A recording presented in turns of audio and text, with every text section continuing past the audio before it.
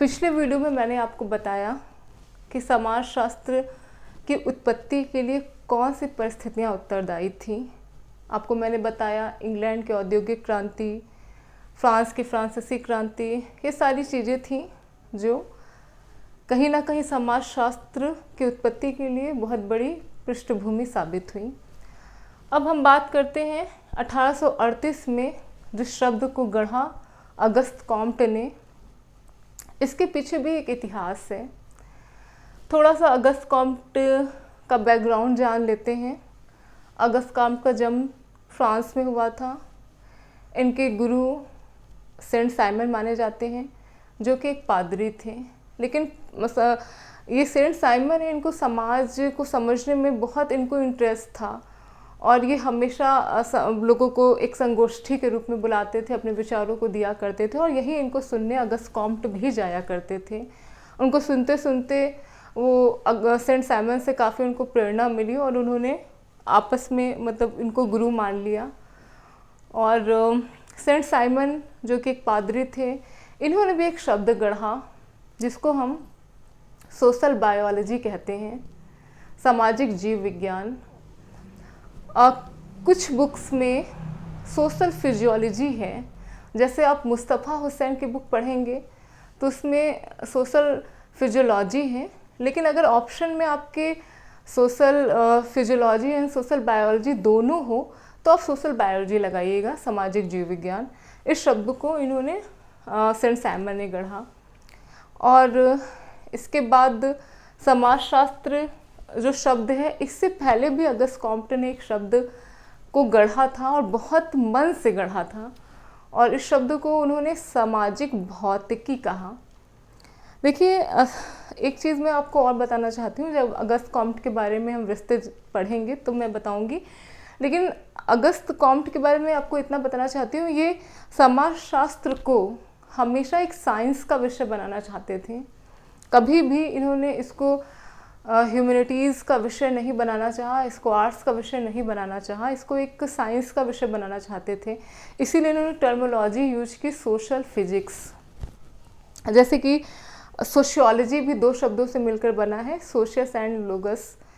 ये अब sociology, biology, ये सारे शब्द जो साइंस के हैं, टर्मिनोलॉजी उससे मिलती जुलती है, इसीलिए इन्होंने सोशल फिजिक्स कहा। इसमें भी एक बहुत ही इंटरेस्टिंग छोटी सी ब्रीफ में कहानी है, मैं आपको बताती हूँ। इनके एक बेल्जियम के दोस्त थे जिसका नाम क्वेटलेट था। कहा जाता है कि उन्होंने अगस्त कॉम्ट ने क्वेटलेट को खाने पर, डिनर पे इनवाइट किया। डिनर पे इनवाइट करने के दौरान उन्होंने बताया कि मैं एक विषय के रूप में विचार कर रहा हूँ, बहुत लंबे समय से विचार कर रहा हूँ और मैं उसके लिए सोशल फिजिक्स जैसे टर्मिनोलॉजी को यूज़ करने जा रहा हूँ।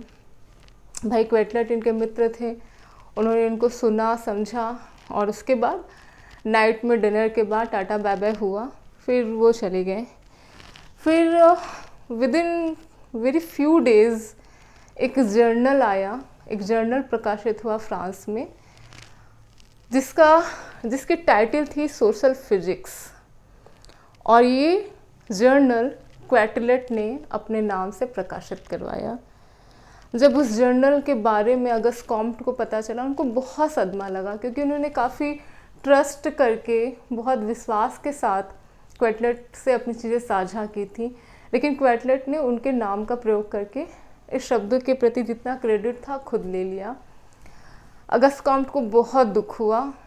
यह 1838 की बात है। फिर भी कहा जाता है कि कुछ लोग हार नहीं मानते हैं। अगस्त कॉम्ट भी हार मानने वालों में से नहीं थे।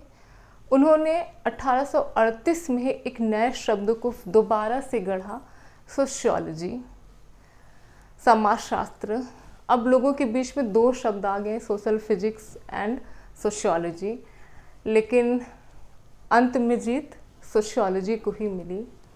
सोशियोलॉजी का बहुत लोगों ने उपहास भी उड़ाया। कुछ लोगों ने कहा, जैसे जॉन स्टुअर्ट मिल, इन्होंने कहा कि समाजशास्त्र दो अवैध लोगों की संतान है, दो अवैध भाषाओं की संतान है, क्योंकि ये लैटिन और ग्रीक, सोशियस जो है वो लैटिन शब्दों से बना है और लोगस ग्रीक से बना है। दो अलग अलग भाषाओं से मिला शब्द है, तो कुछ लोगों ने इसकी बहुत आलोचना भी की, लेकिन अंतोगत्वा स्वीकारा इस शब्द को गया। तो इस तरीके से समाजशास्त्र की एक जो टर्मिनोलॉजी है ये आई हमारे आपके बीच में। लेकिन आपको मैंने बताया है कि इस विषय को सबसे पहले पढ़ाया जाना शुरू किया गया अमेरिका में, क्योंकि अगस्त कॉम्प्लेक्स बहुत फेमस व्यक्ति नहीं थे, इनके बहुत फॉलोअर्स नहीं थे, ये एक बहुत मध्यम वर्गीय परिवार से थे। इनके पिताजी राज दरबार में वर्क करते थे, जब राजतंत्र ख़त्म हुआ तो पिताजी बेरोजगार हो गए। फिर इनका जीवन बहुत ही नॉमिनल तरीके से किसी तरीके से गुजरा।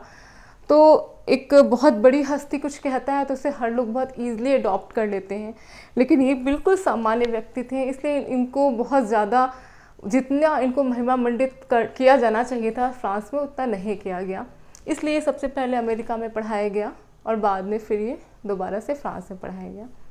Okay, thank you.